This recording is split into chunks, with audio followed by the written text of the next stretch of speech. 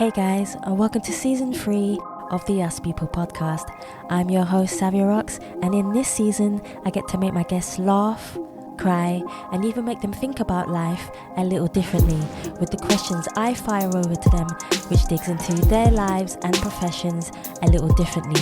We even had a chance to change up the intro, giving you a fresh, new sound. I look forward to sharing season 3 of the Us People podcast with you. Let's go. Hi, my name is Rees. I'm a maker of terrariums, and you're listening to the Us People podcast with Savia Rocks.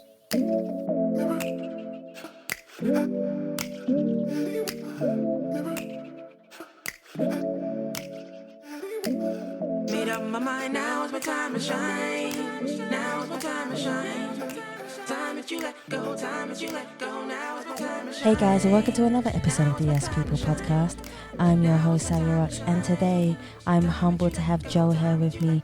Joe is the owner of Ome, but also, I'm going to get this wrong straight away, Joe. And Joe's looking at me like, is she going to get this wrong? He's the terrarium dude. He told me to call him the terrarium maker dude, which I totally love. And I'm sure you're looking and listening and thinking to yourself, what are terrariums? But we're going to get into that a little bit later.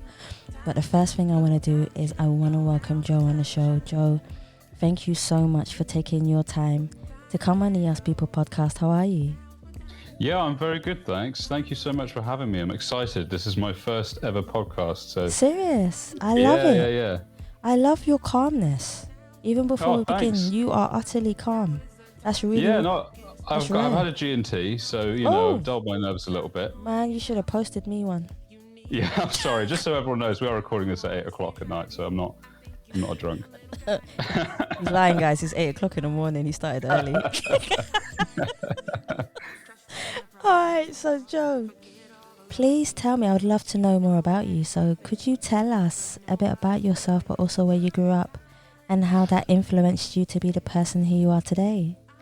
Yeah, sure. I mean, I grew up in a village called Greet, which is near a place called Cheltenham.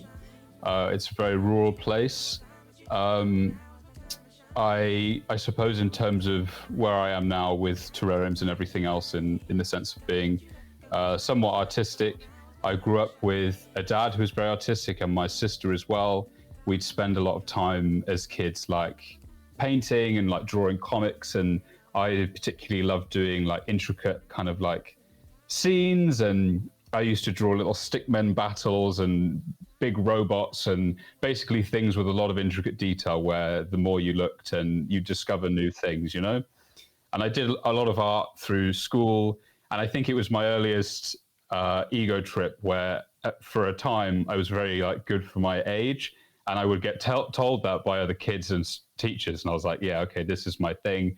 This is what's going to make me feel good. Because I was pretty rubbish at most other things. And I sort of did it throughout school and did it to GCSEs and that whole thing. But got to the point where when you get to that level at school doing something like art, and I think it's the same for things like music, things that are obviously should be more about freedom of expression and creativity. I agree. You get that kind of thing where they try and box you in, And it's like, this is the criteria, there's a test, these are the judges, they're going to mark you on X, Y, and Z. And I had that with a teacher who was like, she was lovely, like she's just doing her job, but she was like, the final project in GCSE was, you have to do this big thing on like an A2 piece of cardboard and use acrylic paint. And I was like, I fucking hate acrylic paint and I hate cardboard. I'm not doing that. I want to do an A4 watercolor. And she was like, if you can do what you want, but you're gonna fail if you do that. And I was like, no, I'm gonna do it. And I remember I did it, and I think purely because it was probably something different compared to what the judges were used to seeing, I got top marks. See? But even despite that, it kind of put me off art. And at that age, you become interested in certain other things, I suppose, going from 17 onwards. And I kind of lost it. And after then, whenever I try and put like paper to pen and paper to pen, pen to paper, I got really frustrated with myself because I wasn't as good as I wanted to be anymore. Like I'd lost that thing of being good relative to where I was. Like I thought everything I did was shit. And so I kind of just threw it away. But then after university, I I did philosophy at university, which obviously doesn't lead you into any specific career. So I joined the civil service, as one does, which was okay, but progressively soul crushing over time. Yeah. And I realized like I had started doing something that I'd always said to myself that I wouldn't do, which was doing the whole 9-to-5 office job in a position which was pretty low down on the ladder. Felt like I was doing nothing. Yep. And so I kind of started to fill my time with different outlets, like I guess exercise to a certain extent. Obviously socializing, cooking was a big one. And the other thing was making terrariums. I don't remember exactly why I started making terrariums. I know that me and my sister had once had a chat about having like a terrarium shop or something offhand. And my partner had made me a terrarium for Christmas when we first got together. And it was the one thing out of all of my pursuits at that time where people were saying to me, oh, you know, I've never seen something like that before. Or, oh, I'd buy one of those. Yeah. And then when COVID rolled around, it was a time when I was supposed to be moved up in my job, but because of what was happening with the civil service, they kind of fucked everyone around and I ended up getting moved down. And I was like, you know what, I'm just going to take a leap. I'm out and I'm going to try and start this business, which I did. And I realized that I was recapturing that kind of artistic joy that I had when I was a kid, because it was the same kind of design where it wasn't necessarily reliant on like a kind of minute, careful or like mathematical detail, but just sort of like a full natural kind of wild design style where kind of everything is, you know, that thing of when you, like I say, when you look in close, there's more and more going on, which I think is the really fun thing about terrariums, because it's obviously, I said this just before I think the show started, but it's a really fun intersection between art and nature and science. So you get to create something beautiful. It works through science in a natural way, but also evolves over time and changes. And also you can charge quite a lot of money for them. So all those things considered, you know. I love your honesty. Well, you can. Oh, man. So I went on your website and I saw so many things. I've actually got your website right in front of me. And oh, nice. You've got some beautiful terrariums, which I would most probably buy them all, to be quite honest with you. So when I get my massive, huge house, you're going to get the best phone call from me. It's just saying, can you just do my whole front room in terrariums, please? Yeah, man. No, we'll just make you a terrarium to live in. That do you could know be the what? house. I would love that. Yeah. I am such a nature person.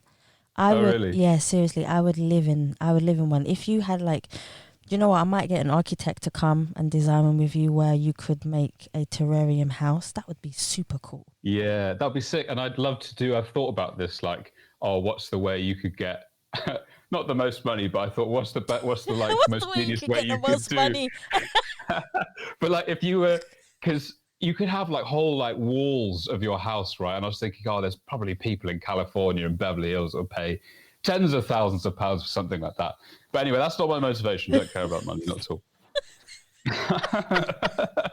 Next question. Oh man. Okay, this is totally your topic now. So yeah. I want to know more about you. Okay? Sure. And this is one of the questions I absolutely love to ask every guest that comes on the show, because I feel it's kind of like soul searching in a way. So could you define who you see in the mirror, but what does your reflection say back to you when you look in the mirror? But on the flip side of that question, has there ever been a time in your life where you have looked in the mirror, Joe, but not recognized the person staring back at you? How did that make you feel? But also, how did you come back, I should say, to being the person who you are now, where you feel happy?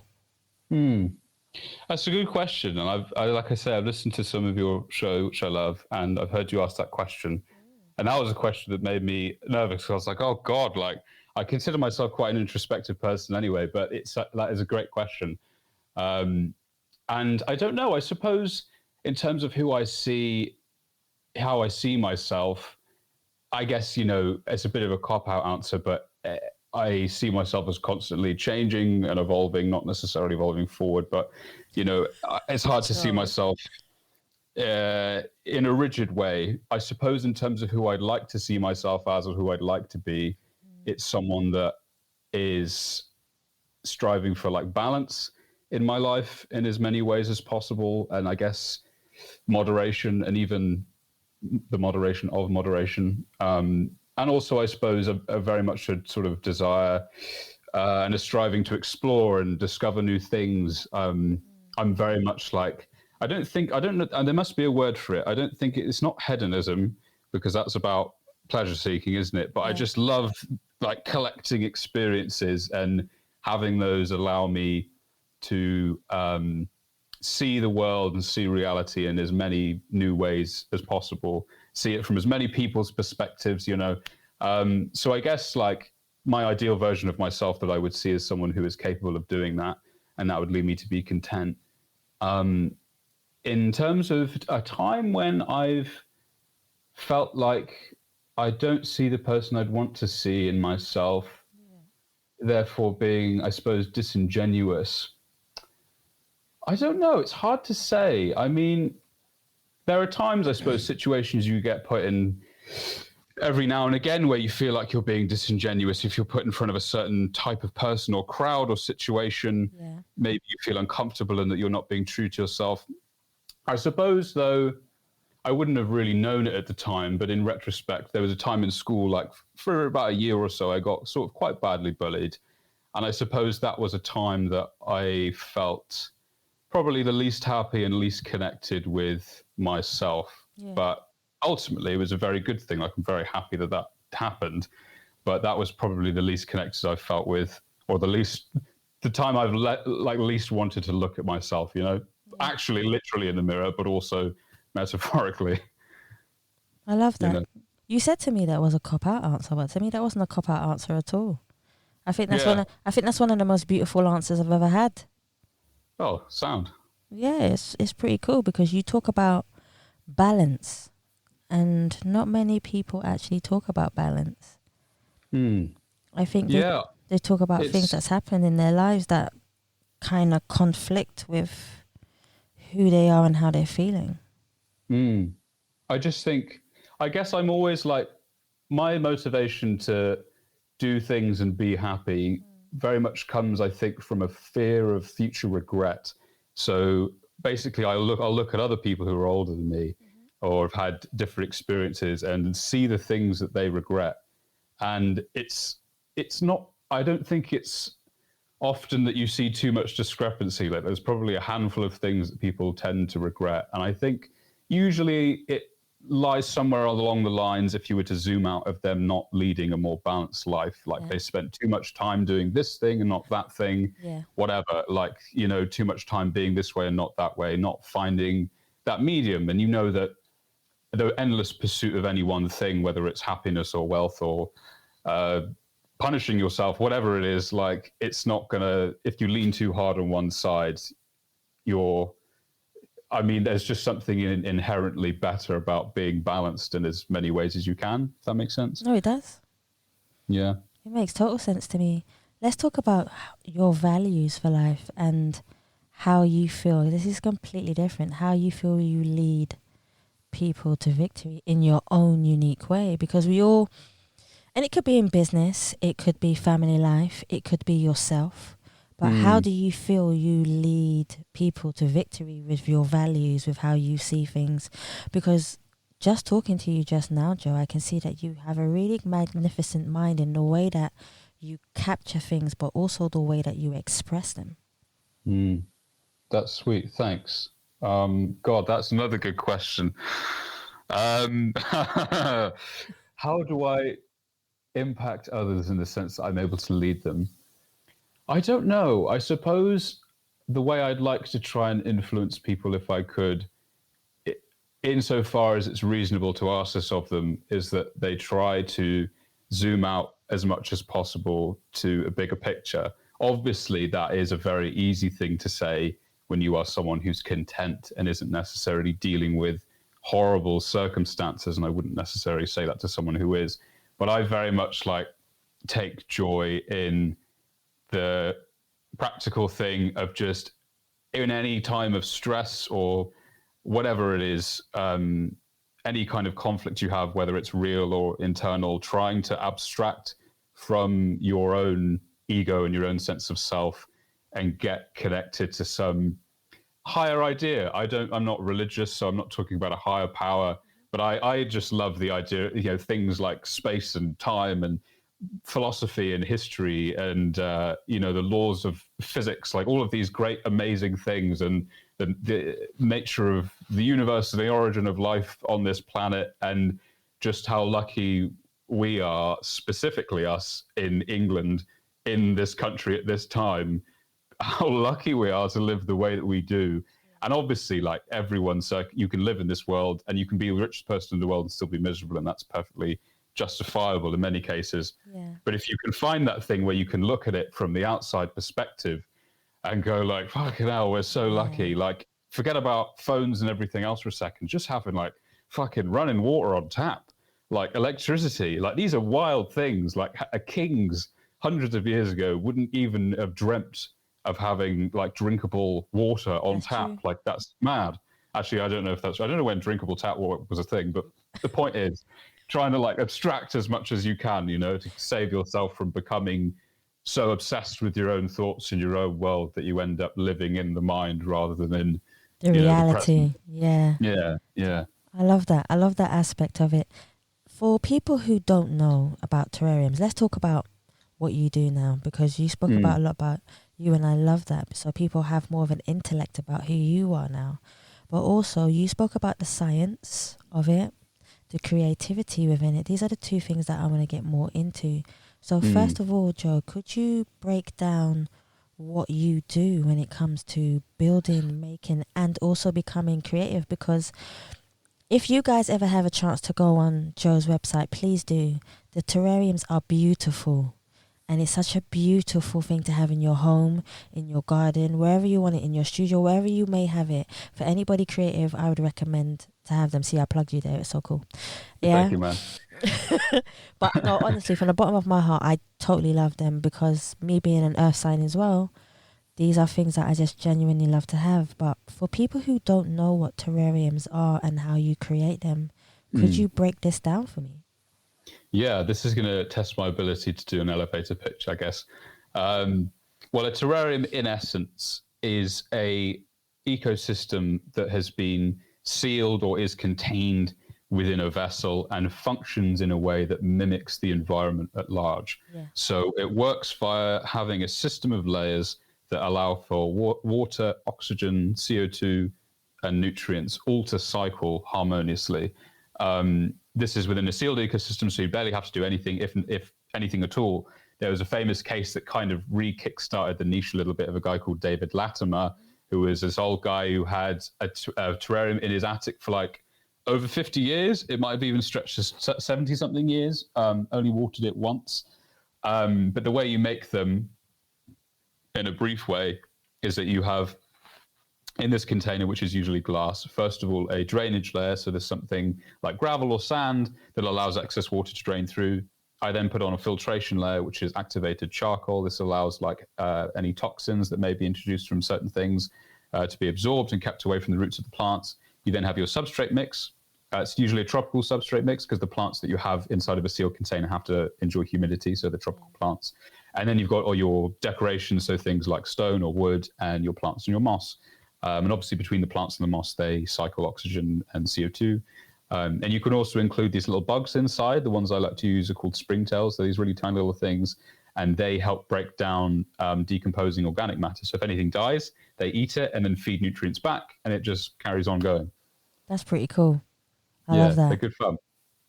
Now, I know the fundamental question. You just spoke about a guy who had one for about 50 to 70 years. Now, when I was doing my research, I heard that these could outlive us.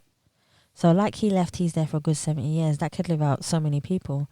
What is the oldest one you've ever seen in your life? But also, what is the longevity of having one of these in your home? Honestly, because I've not been doing this for very long, I've only had the business for about 2.5 years. And the oldest one that I have is that one that I mentioned my partner made me when we got together, so about 5 years ago. Yeah. It's just over there. So that one's 5 years old, and that's actually not fully sealed. It's got a little opening at the top, and we've not had to touch that at all. In terms of the oldest one I've seen in real life, it's probably that one. I've not been on there aren't any terrarium conventions yet. So I haven't seen any old ones other than the one on Google. but I've seen people on forums talk about ones like this was a big thing, I think, in like the 70s and 80s. Yeah. There was like a houseplant boom then, apparently, and terrariums were a part of that. And so I think there are some remnants from that time. So things that are like sort of 40, 50 years old from then as well. Oh, whoa. That's pretty Yeah. cool, actually. The Yeah, question which is cool. I was thinking, actually, when I was writing down my questions for you, Joe, one question stuck in my mind, and it was such a simple one. It was about kids and schools. Oh, yeah. Yeah. So my question is so simple. It was, do you think that terrariums should be brought up in school so that kids can learn more about growing things?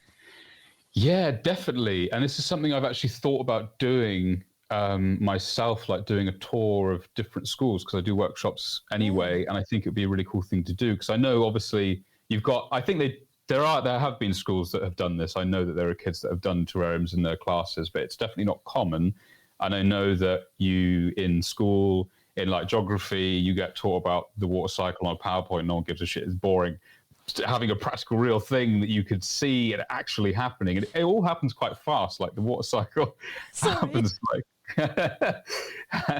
it kicks in quite quickly, and things start to grow quite quickly. So it wouldn't be something you'd have to sort of wait and see. Like you could have it in the classroom, and within like a couple of weeks, you could start to see changes.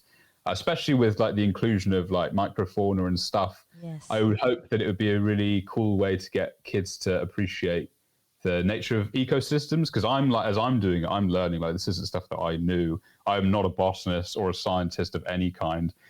This is very much just like learning on the go. But it's really fun, and to learn all of the like little micro functions that everything has, and what you can do to add years of life onto something within a terrarium, But yeah, I think it would be a really good thing for kids to do in schools. Yeah, I think you should become a boss of having workshops for them, so you can be the leader of going into schools and saying, yeah, I'd love to do that. The thing is with me, like this is going back to me being obsessed with collecting experiences, is that within the business, I'm trying to do everything all at once, which is probably really terrible business advice.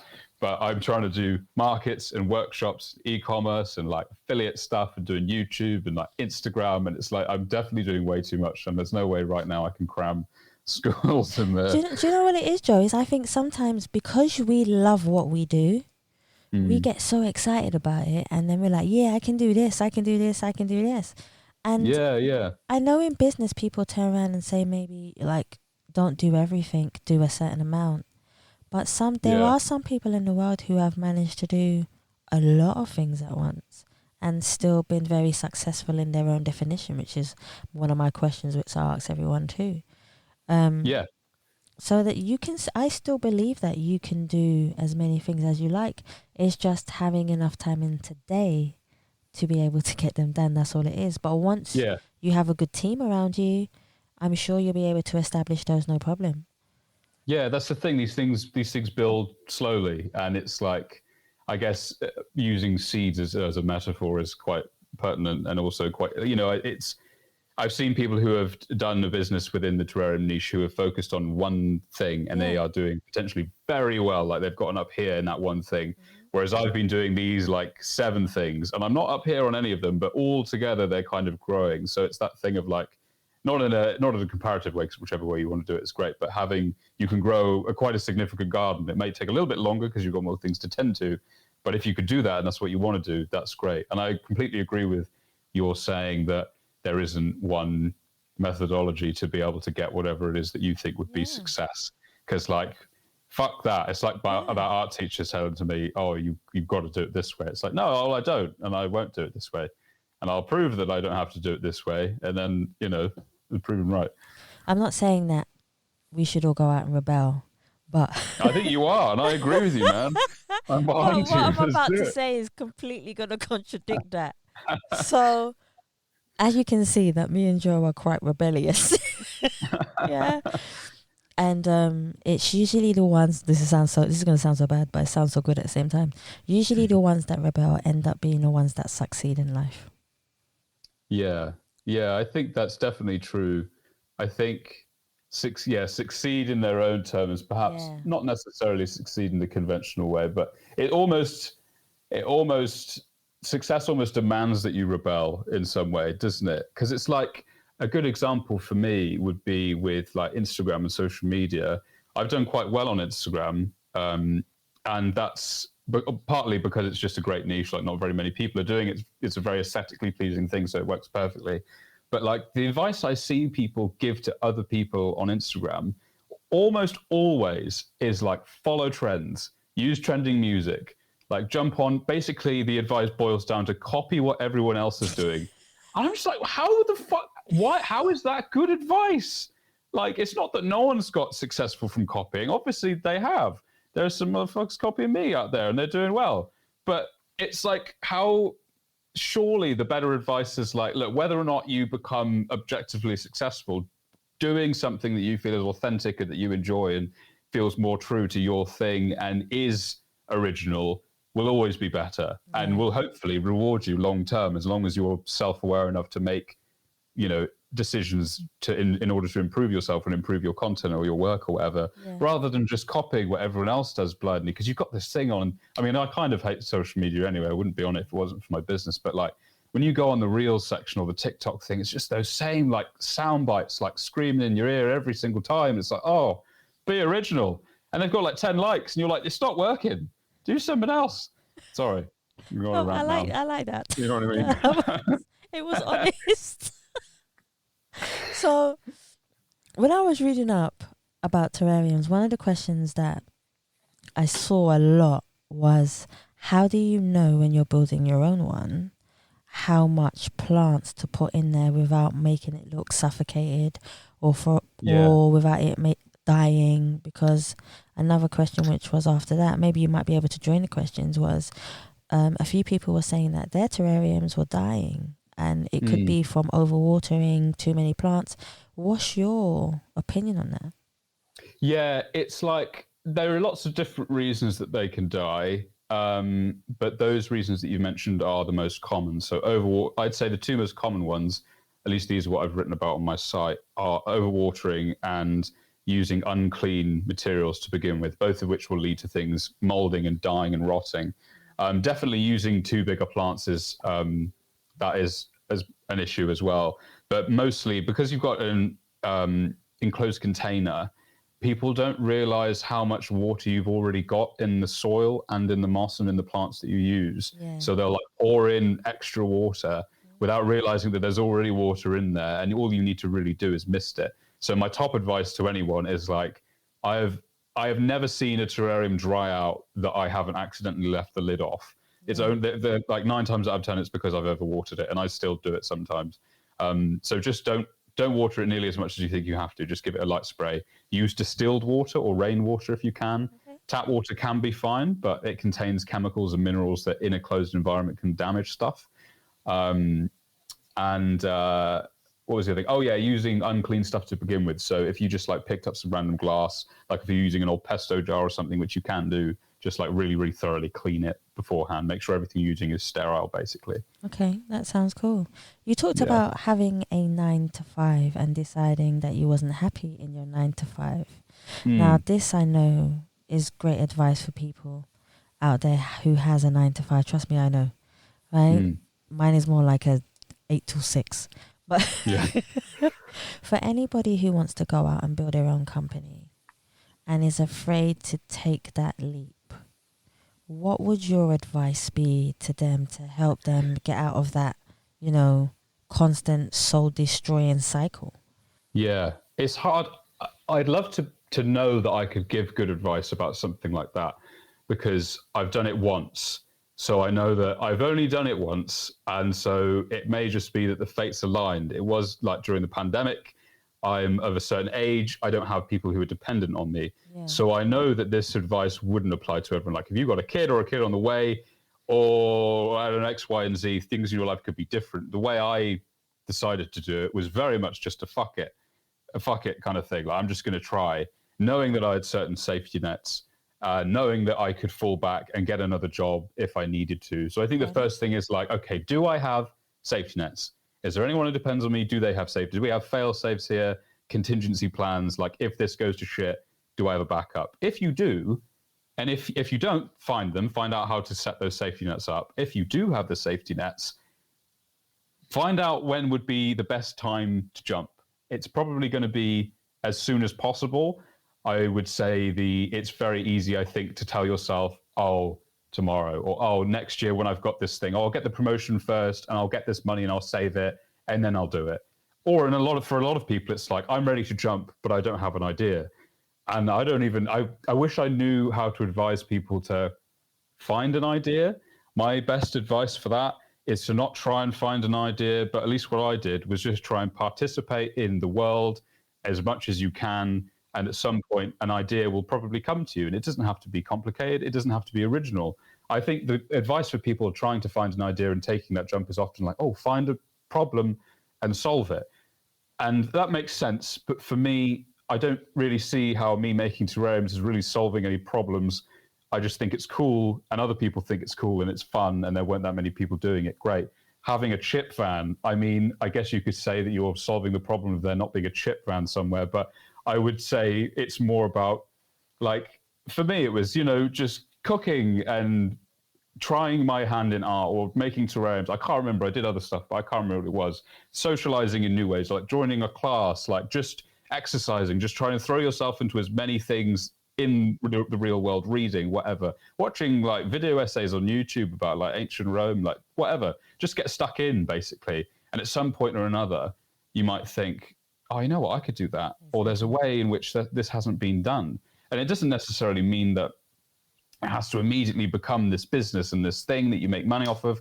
I started to do something before terrariums that sort of worked, and it could have worked really well. I think I'd actually probably be making a lot more money, but I wasn't enjoying it, so I stopped, and then I did this other thing. So I think it's about trying as hard as you can to do that, and also to see that as play rather than work.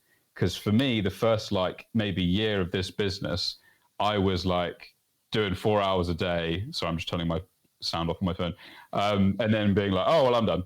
I call it a day. Because it was just, I was still seeing it as work. And I was like, oh, well, if it's work, I can do what I want. I'm going to do 4 hours a day. It's fine. But obviously, as things grew, I was like, I really need to be doing like 10 hours a day, 12 hours a day to be able to make this work. And then I was just thinking, oh, God, the thought of doing 10, 12 hours of work a day, that's so much worse than a 9 to 5. But then it was coming to the realization that I could see what I'm doing not as work anymore and as play and enjoying it, and the stresses and pressures of what I would consider work alleviate, and you can just enjoy it. I like that. That's really good. That is actually really good advice, Joe. Oh, I hope it helps someone. No, it definitely does. Tell me about a time where you overcame an obstacle, but because of the love of what you're doing, like therapeutically or anyway, it helped you get over your obstacle in life. Is there anything that you would like to share? So a time in which what I'm doing now in terms of making terrariums has helped me overcome an obstacle. Yeah, it could be the passion for what you do. It could be that you were going through something in your life, but you immersed yourself in the therapeutic part and the nature of loving what you're doing that helped you overcome it. Has there ever been a time when that's ever happened to you? I suppose that it sort of ties back. It's kind of the same answer as what I've given in a sense, that doing this business, starting this thing, has kind of freed me from a lifestyle which I was really dreading going down. By the way, quick caveat, nothing wrong with a 9 to 5, nothing wrong with making a living in an honest and traditional way, like nothing at all. My general rule is like, if you enjoy what you're doing and or you don't feel like a schmuck while you're doing it, that's good. But if you're doing what you're doing, whatever it is, whether or not you're working at McDonald's or you're an investment banker, but you feel like a schmuck, that's when you need to figure out something else to do. And I felt like a schmuck because I wasn't learning. I wasn't learning anything. Like, I was desperate in this job that I was in to like do as much stuff as I could and like join every like program and every extra curricular activity I could try. But I was learning like nothing. And the joy of doing what I do now is that I get to like put my hand in so many pies. And I think the point that I realized I'd gotten far enough in terms of being secure with this business that I knew there was no threat of having to go back. At least I hope there's not. That probably is the point at which I felt like a real, I don't know what point that was, because it wasn't really, there wasn't a one singular moment, but the point at which I felt like, you know, relief and relaxed and like a breath of fresh air just like stayed with me. You know what I mean? So I guess that. I love that. When was the last time you felt totally at peace with yourself? Now I'm pretty at peace now. I like that. No, that's cool. I like that. Yeah, I love when people say that. It lets me know I'm doing the right thing. Yeah. The most content, at least I remember myself being, is probably when I went traveling. I did a classic gap year thing when I was 19, post-school, pre-uni. And I did like the typical thing, like Fiji, Oceania, and the Southeast Asia, a couple countries. And I think then there was a time I started off very anxious in certain places and stuff, but I just became so peaceful and so like tolerant and non-judgmental. And like a bus, I'd miss a bus in Australia and I'd have to wait like 12, 14 hours in a bus stop. And I'd just be like, all right. And I'd just sit in the bus stop for 12 hours and that'd be absolutely fine. Like I was just so content. And I don't know if I'm less content now or less, I'm probably less tolerant. I'm probably a bit more judgy. But maybe just because it's kind of fun sometimes to be judgy. But yeah, that maybe was my most like tolerant and peaceful time, I suppose. I'm laughing because it's just the way you said it. I was just cracking up through the most of it. What are you most proud of that you stand for as an individual? Yeah, that's a good question, isn't it? In terms of values, like again, I suppose I'd struggle to write down what my values are on like a piece of paper. It's not that I'm not principled, but I am careful. I think there's a thing these days, and I mean, I'm hesitant to say the term these days, but people seem very, very eager to take stances on things, which isn't wrong. It's good to have a position and it's good to fight for what you believe in. But I do think there's a propensity for people to jump to believing in something at the expense of having a more rounded discussion, which may lead to a more balanced and nuanced opinion, which may bring more people together. And I suppose that is what I would hope my core value is trying to balance things, trying to bring some kind of harmony between people. Do you know what I mean? Yeah, I agree. Yeah. I agree with you there. If there was one quote that you had to choose that represented who you are as a person, I'm sure you've heard this before on my show as well, what one quote would you choose and why would you choose that particular quote? Oh, I actually don't have anything ready for this. I don't know. That's a great question as well. So full of great questions. God, a good quote. I don't know if I have an answer for that, to be honest. I wish I did. Do you know what? I did philosophy, so you think I should have like a Rolodex of quotes, not necessarily. Like, ready to go. Not necessarily. But I don't know if I do. I sort of I'm going to sound like such a wanker, and I don't really mean this. I'm not anti-quote, but I think there's something about the kind of Instagram version of quoting things that has somewhat turned me off quotes. Do you know what I mean? Yep. But if I hear a good quote, like a really good one, and I wish I could recall one now, there is something special about like actually being able to like express something complex simply and beautifully is such an amazing thing to do. And obviously that is basically poetry. And everyone's been given the tools to do that through something like Twitter, but very rarely does anyone actually ever do it. So there's kind of just like in my mind right now, I'm just looking at a sea of shit, and there's probably a piece of gold in there, but I'm not quite sure where it is. I don't want to dive in and find it. It's covered in shit. That's what yeah. Oh man. So if I was to put you on an island, if I said to you, Joe, listen, I'm going to take you to a beautiful island. The only thing is you're going to be stuck there for about 48 hours and you're only allowed to take a president, an activist, and a musician with you. Who would you take with you? 48 hours. because I heard this question once before, but I didn't hear the stipulation of 48 hours. So maybe that changes things. If it was 48 hours, I might go for pure chaos, and I'd bring on Donald Trump, Oh Lord. Greta Thunberg, and maybe Ozzy Osbourne. Do you think you'll come out alive? Yeah, Ozzy Osbourne at the peak of his drug addiction. I reckon those three together would be like, and me would be like absolute chaos. Also in a survival setting. I mean, Greta would probably take the lead, but you'd probably end up beating Donald after like 24 Holy hours. shit. You'll see fireworks from that island. Yeah, it'd be crazy. I love that. Holy Yeah. cow. I know if oh boy. I know if oh, you know what? I'll get one of those, those phones. I can't remember what they're called right now, where I'm shouting from where I am to you saying I'm coming. yeah. Just prepare them because I'm yeah. coming. Yeah. You're gonna have one of those from me because I wouldn't be I wouldn't be able to get on your island if those Yeah, I mean, it'd be a hell of a scene. I mean, what's more balanced than that? Oof. I was going to say just give them all some weed, but I couldn't really say that right now, could I? I mean, yeah, we could try that. Aussie will have it. I know Aussie will Ozzy bring would have it. Yeah, so we can do that. We'll see what happens to. Maybe Trump would just spell him out. Maybe he'll just be like, "Oh man, I was wrong. I didn't win the election. You were right. Sorry, Greta. You're all right. You'll be fine." I could mediate. You could mediate. Yeah. Do you know what? I'll give you a dictaphone and just give you a couple batteries and just let you record that 48 hours. Yeah. This should be a TV show, man. I think so. We're onto something.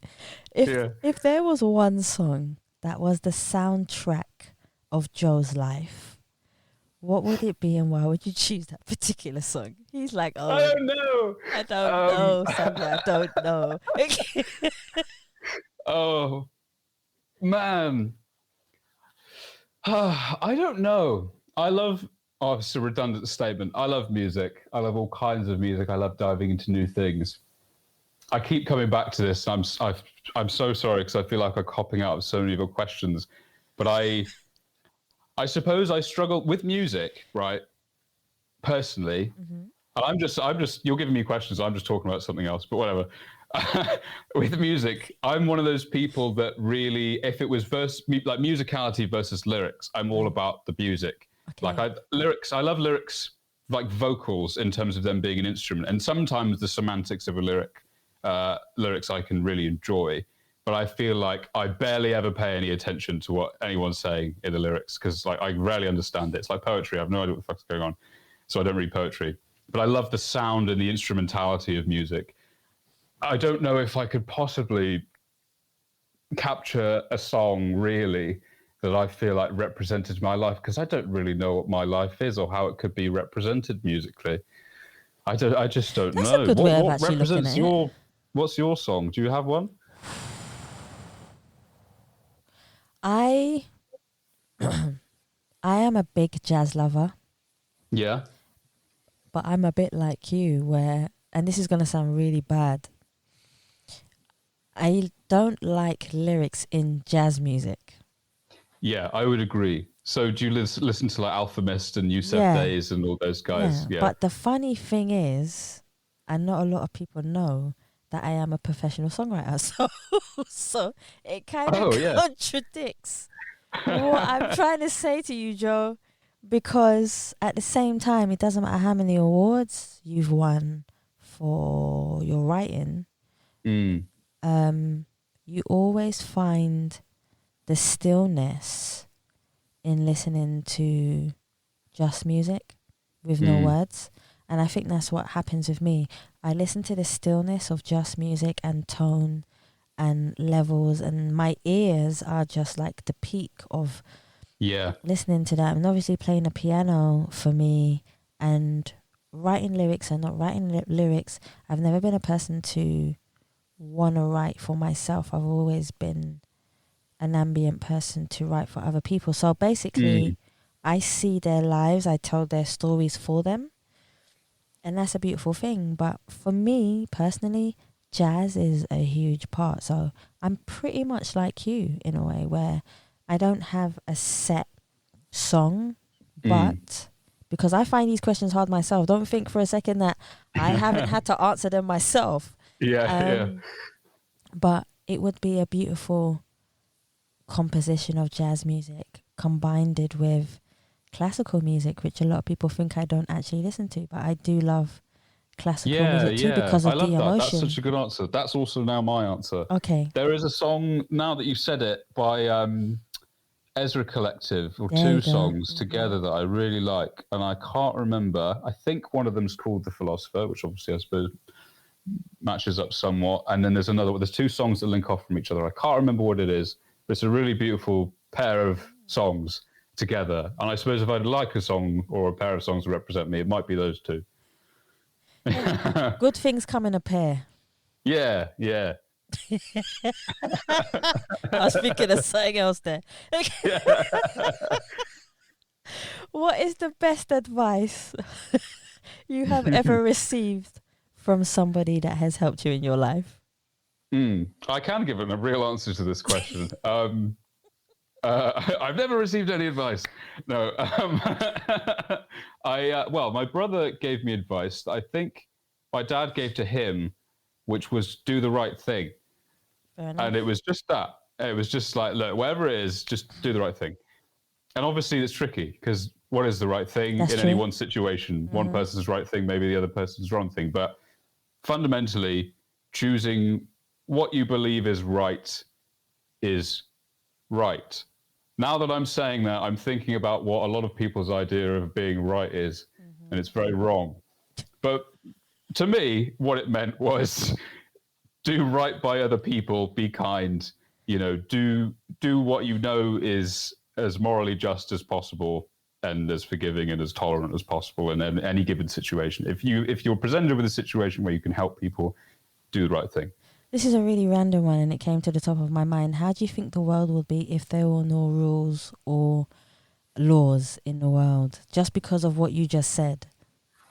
What, like there's no legislation, there's no courts? No, there's no legislation, there's no courts, there's no judges, there's no police. Yeah. How do you think the world would be? I mean, the world wouldn't be what it would is it that in this scenario, is it that everything gets switched off from now, or that it never developed? Do both. Okay, if it's switched off from now, holy shit, it would be fucking chaos. Everyone would be dying. Everyone would be getting killed. Like, we'd be fleeing the cities. I would be trekking back to my parents' house, raiding the nearest farmer, getting a gun, setting up fortifications. Like, it would be mad. There's no way that's going well. There's too many people alive for that to go well. Like, I would think it would be absolute chaos. But also, I don't think it could happen. Like, it's human nature to try and instill a hierarchy.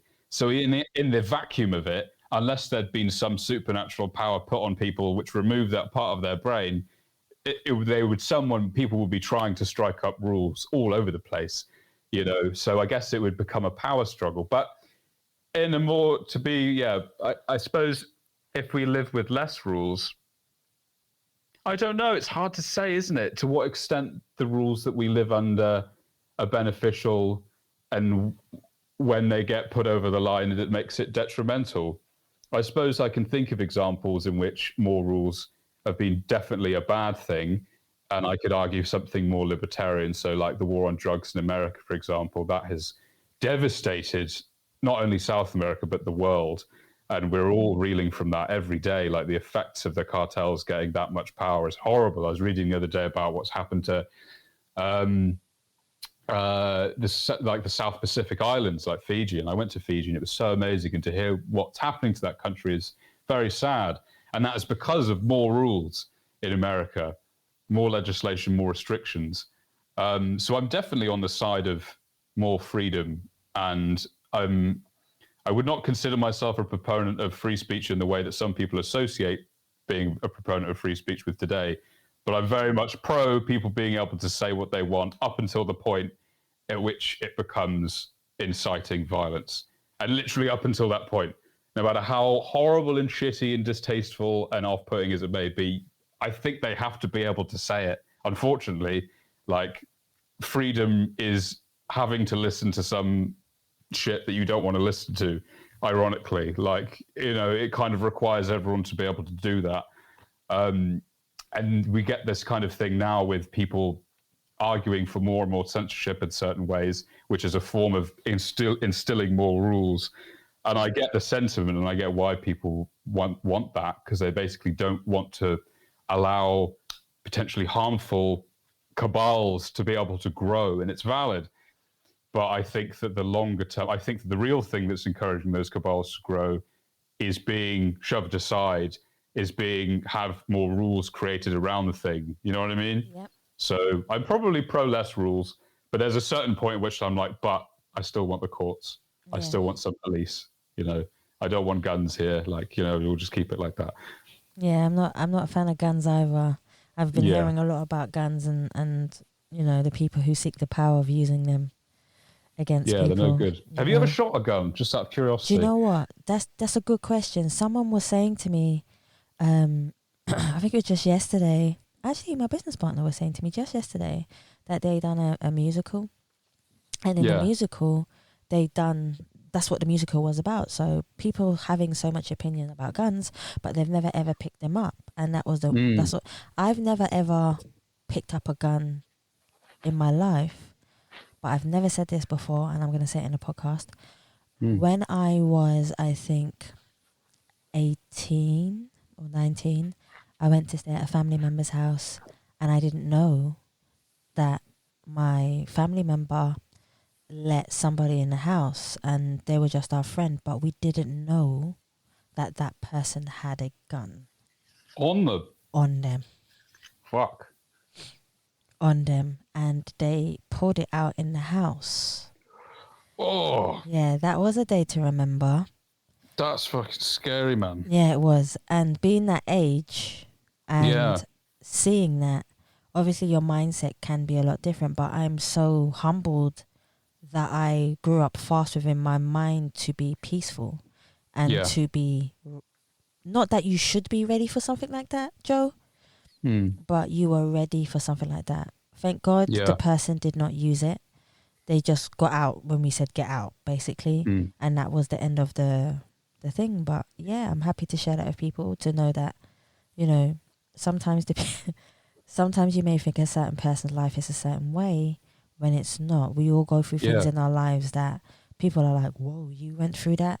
Yeah, we all go through stuff. And it's good to share those stories, just like you have in your way, or showing who you are, how you do things, your life being so magically intelligent as you are, Joe, to say, this is how I feel, this is what I do things. So that's one of the things I don't want, to be honest with you, Joe, I don't want to hold a gun.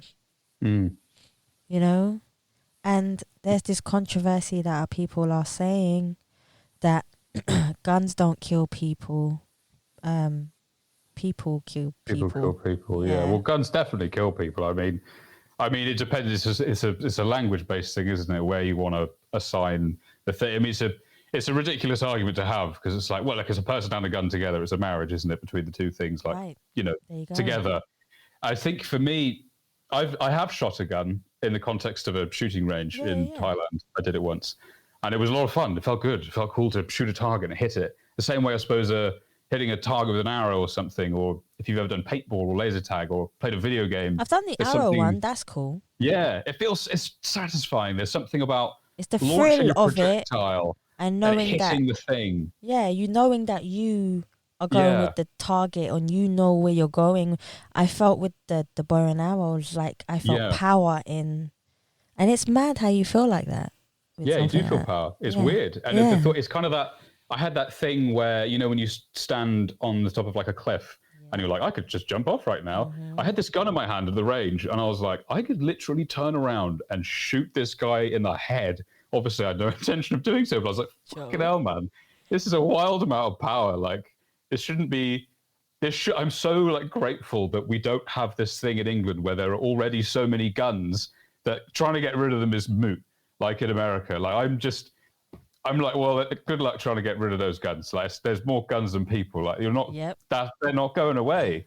It's kind of, it would be akin to the war on drugs thing now. Like, if you would try and get rid of guns, I'm not saying don't put limits on guns in America. Obviously, I agree with putting limits on them. But if you try to actually take them away, I think the same thing would happen as did with drugs, because the demand is there from people who see them in a playful way or in a security way, and people who see them for means of like utilizing them for power and aggression and violence. Yeah. The demand is there and the supply is there. I'm just so grateful that we don't have that here. Like, even seeing police here with guns is like, whoa. Yeah. Like, I mean, maybe I know it's more common perhaps in London to see police with guns, but at least in Bristol, it's very rare. And the only time I ever really see it is if I occasionally see like a raid or someone at an airport with a gun, and that really like catches you off guard. That thing about fucking hell, like someone's carrying a lethal weapon in their hand. They have that much power in their hand. Yeah, yeah. And it's interesting though how that image changes contextually, because like if, for example, right now at my window I saw someone walking down the road with a machete in their hands, I would be very, very concerned. But I did like 3 months in Tanzania and like doing a volunteering thing, and there were kids just walking around with machetes everywhere. And you didn't like, think nothing of it? Yeah, it's just like whatever, they got swords, you know, like it's fine. Just because I don't really know why, but I suppose that's just part of not even culture, it's just ingrained in an aspect of their lifestyle. Like there's a use for it, I suppose. So maybe there are circumstances in which that's the case for guns, but it's not quite the same thing, I suppose.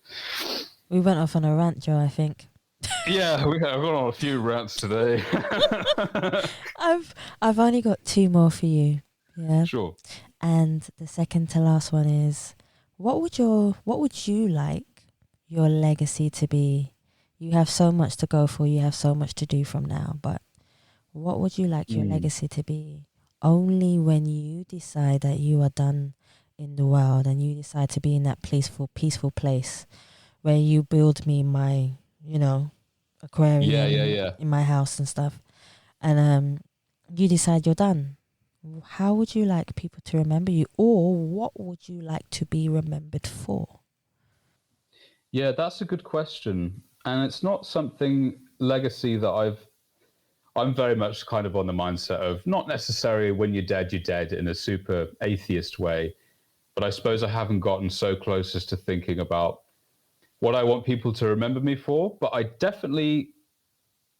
I want to properly capture the way that I see the world and try and usefully articulate it in some way that helps other people see the world in a fuller way, in a more complex way, and in a more useful way that allows them to be, quote unquote, better people.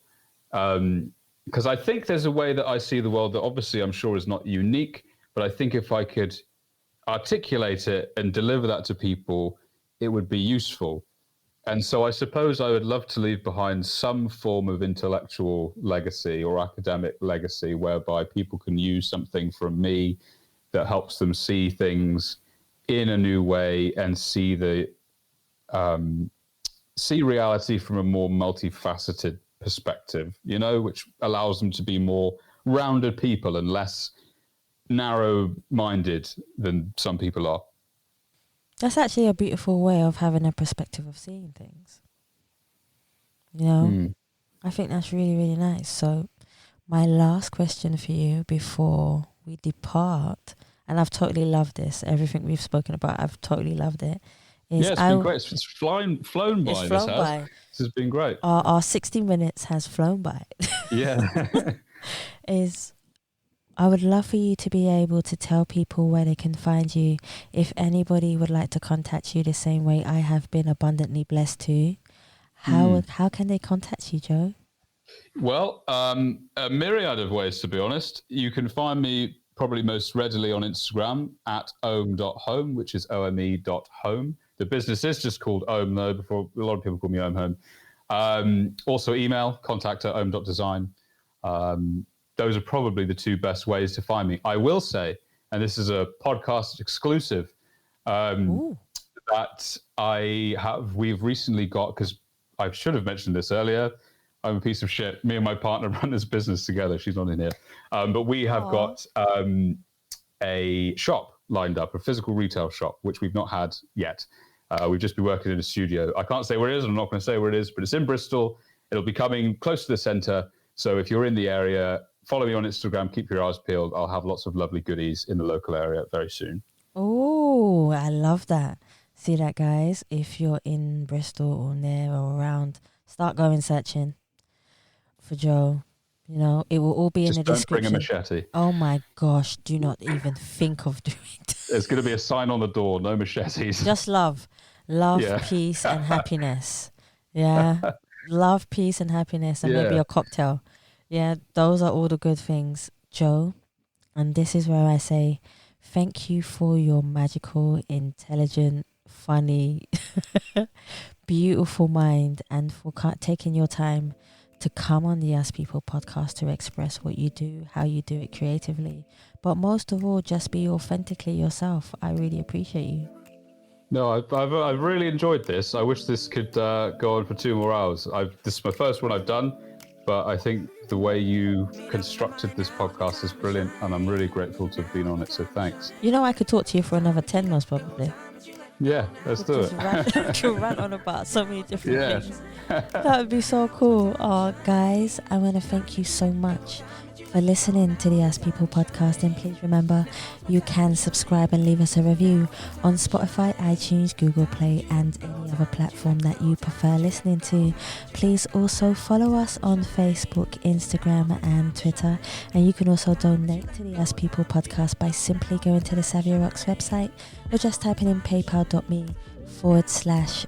People podcast. Guys, thank you so much for listening. Stay happy, stay positive, and as always, please continue to be kind to one another. Let it go. Now's my time. Now's my time. Time to let it go. Now's my time. Now's my time. Time to let it go. Now is the time for me to focus. Stop all that playing hocus pocus. Stop doing it yourself. You need a little help. This time I want to see you shining. Thanks, man. Yeah, I thoroughly enjoyed doing that. I've always wanted to do something podcasty, you know, like that's another thing that in my life, not necessarily podcast, but some form of audio thing, you know. So it's really nice to be able to do this, you know. Sometimes you need to say, I'm gonna be okay. Okay. Made up my mind, now is my time to shine. Now is my time to shine.